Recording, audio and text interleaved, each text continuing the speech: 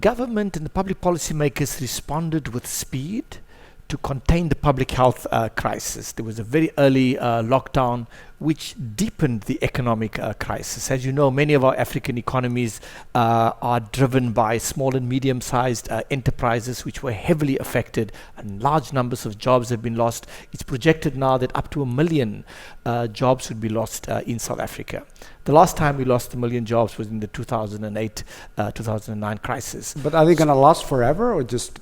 Very good question. Right now, there are a number of sectors where lasting damage will be done.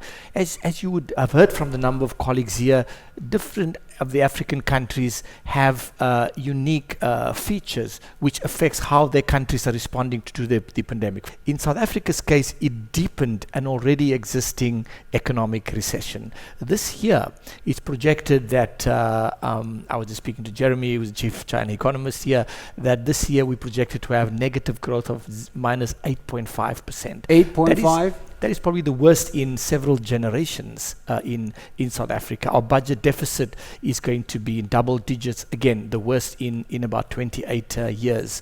So the conditions that we are faced with now looks bleak.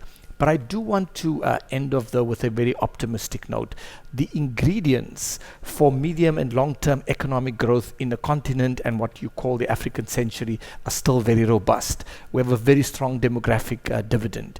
We have, as you've heard, we will have 2.5 billion people by 2050. The next 3 decades, we will have one of the central ingredients that many Southeast Asian economies had for their economic miracle. 2, the adoption of digital technologies and the potential that presents.